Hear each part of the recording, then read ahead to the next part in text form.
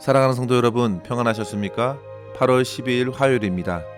함께 찬송가 542장 찬양하심으로 오늘의 말씀 시작하겠습니다.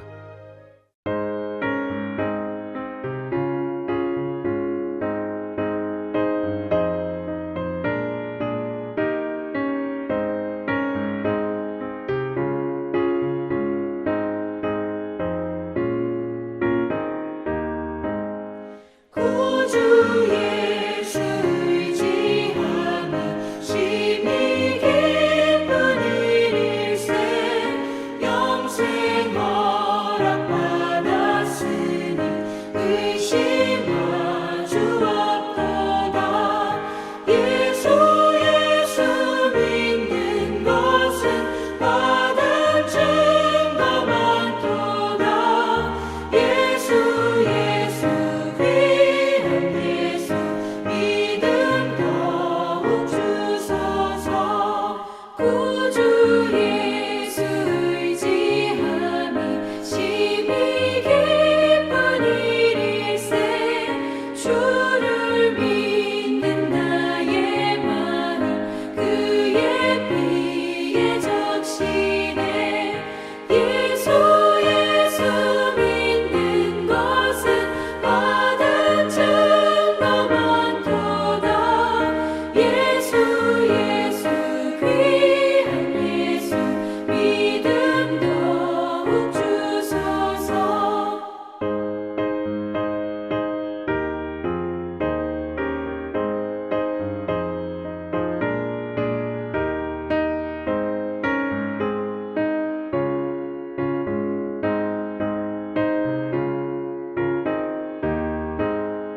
구주 예수 의지하여 죄악 벗어버리네. 안위 받고 영생함을 주께 모두 얻었네. 예수 믿는 것은 받은 증거 많도다. 예수 귀한 예수 믿음 더욱 주소서. 구주 예수 의지하여 구원함을 얻었네. 영원 무궁 지나도록 주여 함께 하소서. 예수 믿는 것은 받은 증거 많도다. 예수 귀한 예수 믿음 더욱 주소서. 아멘.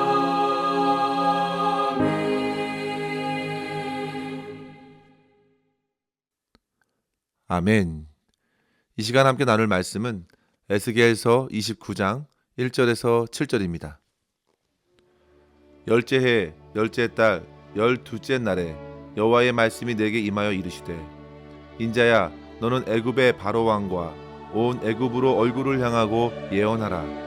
너는 말하여 이르기를, 주 여호와께서 이같이 말씀하시되, 애굽의 바로 왕이여, 내가 너를 대적하노라. 너는 자기의 강들 가운데에 누운 큰 악어라. 스스로 이르기를, 나의 이 강은 내 것이라. 내가 나를 위하여 만들었다 하는도다. 내가 갈고리로 내 아가미를 깨고 너의 강의 고기가 내 비늘에 붙게 하고 내 비늘에 붙은 강의 모든 고기와 함께 너를 너의 강들 가운데에서 끌어내고 너와 너의 강의 모든 고기를 들에 던지리니, 내가 지면에 떨어지고 다시는 거두거나 모으지 못할 것은 내가 너를 들짐승과 공중의 새의 먹이로 주었음이라. 애굽의 모든 주민이 내가 여호와인 줄 알리라. 애굽은 본래 이스라엘 족속에게 갈대 지팡이라.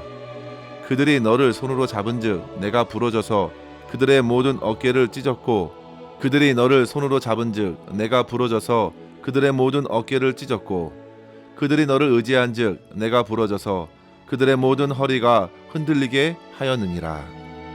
아멘. 하나님께서는 앞서 에스겔을 통하여 유다에 임하는 하나님의 심판을 말씀해 주셨고, 이후에 25장에서부터 유다를 넘어서 유다와 인접하고 있는 나라를 한시 방향으로 시작하여 시계 방향으로 암몬, 모압, 에돔, 블레셋, 그리고 두로와 시돈까지 주변국들을 향한 심판의 메시지를 전해주셨습니다. 그리고 오늘 말씀 29장에서부터 32장까지 무려 4장을 할애하면서 오랫동안 유다와 관계를 맺었던 애굽에 대한 심판의 메시지를 전해주신 것입니다. 애굽의 심판 메시지는 본문 1절에 보시면요, 에스겔이 포로지에 온 지 10번째 해 10째 달 12째 날에 시작하여 11번째 해 그리고 12번째 해 12월 달 초하루에 걸쳐서 무려 7번의 심판 메시지를 받게 되었는데요. 이 시기는 유다가 멸망하는 시기와 거의 비슷한 시기로 생각할 수 있습니다. 성도 여러분, 애굽은 우리가 성경에서 빼놓을 수 없는 나라입니다. 당시 애굽은 초강대국의 지위를 오랫동안 유지했던 나라였고 고대 문명이 가장 발달된 곳들 가운데 하나였습니다.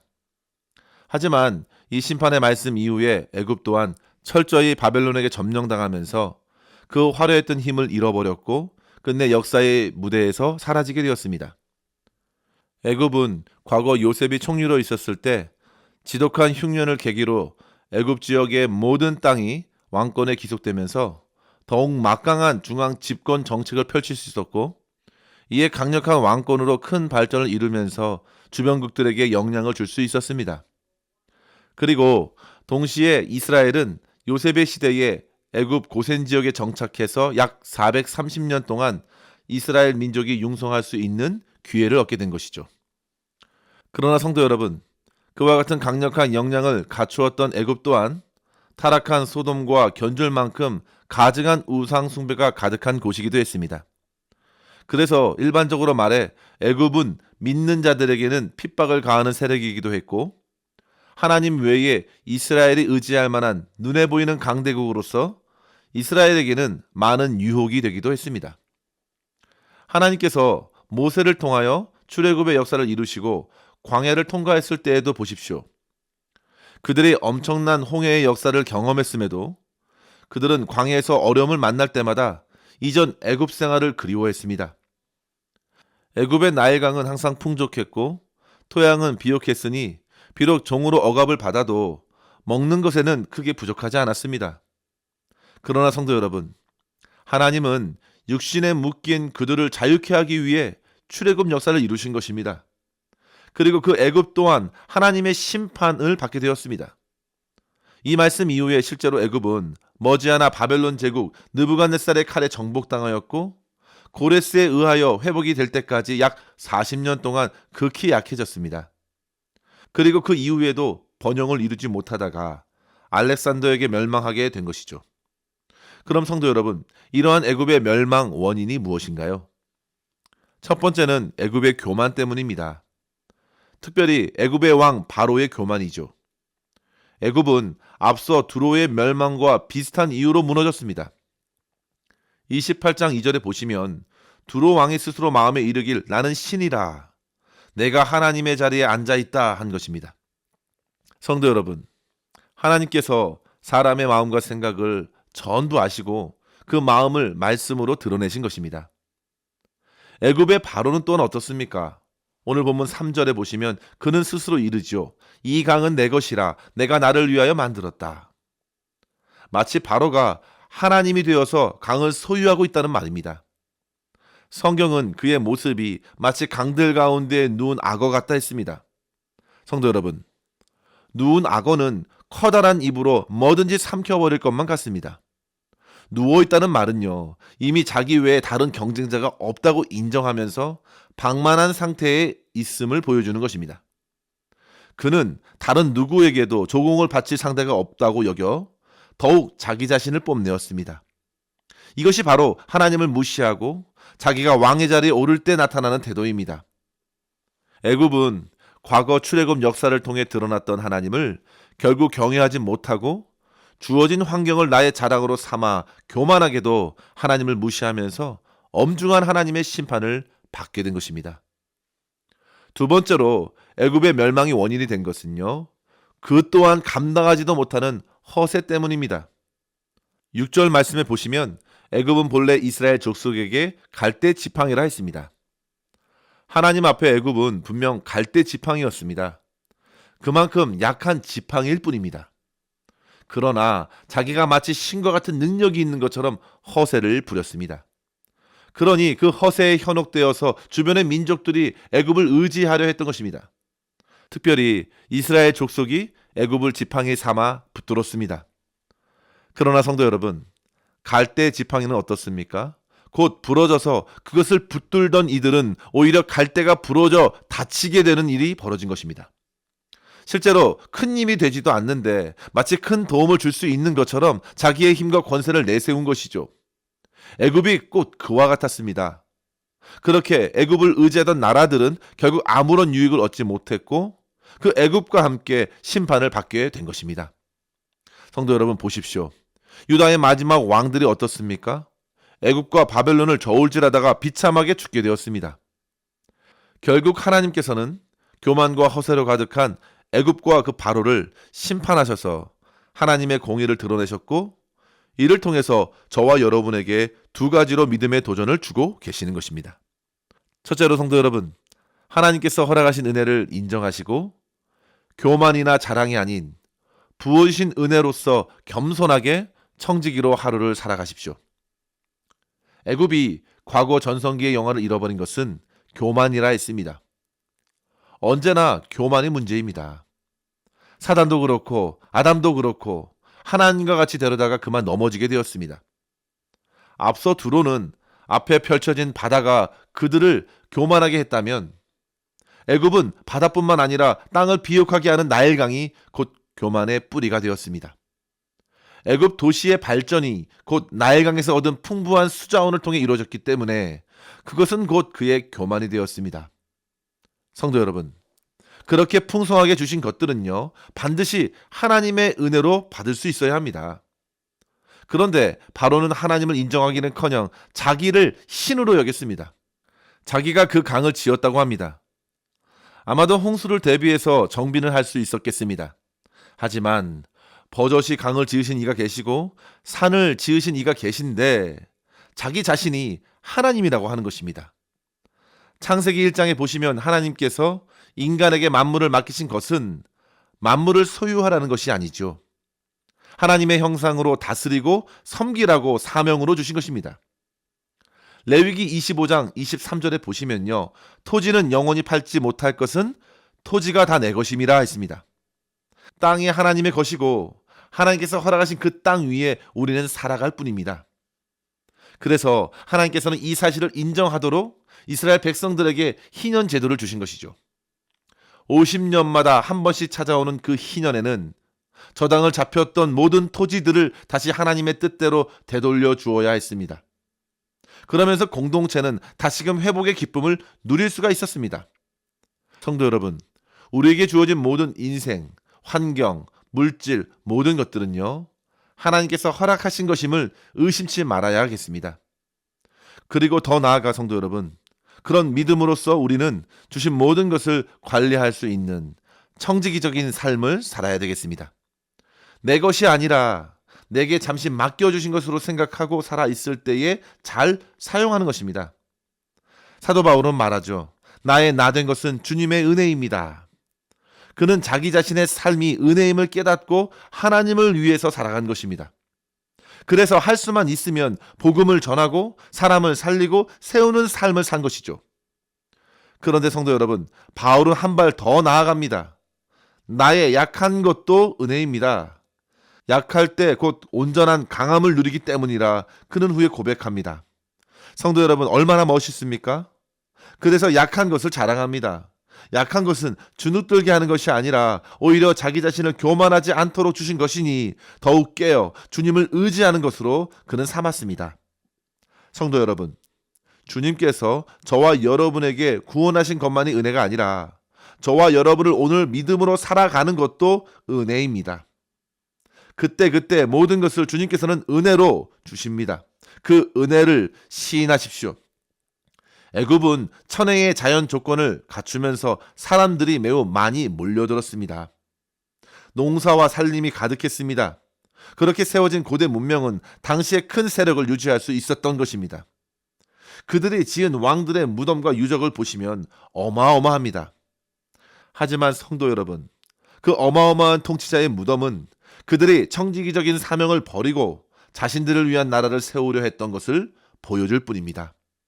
성도 여러분, 성령께서 하시는 중요한 일은 고린도전서 2장 12절에 이르기를 하나님께서 은혜로 주신 것들을 알게 하신다 했습니다. 날마다 성령의 인도를 구하십시오. 그리고 허락하신 모든 것이 하나님께로부터 왔음을 인정하고 겸손히 하나님을 기쁘시게 하는 열매를 거두는 삶을 살아가야 될 줄 믿습니다. 나의 것이 아닌 하나님께서 맡겨주셨습니다. 물질과 건강, 지혜와 권세와 능력, 모든 것들을 주님의 이름으로 주님의 영광을 위해 선용하시고 하나님만을 드러내는 삶, 오늘도 힘있게 살아낼 수 있기를 주의 이름으로 간절히 축원합니다.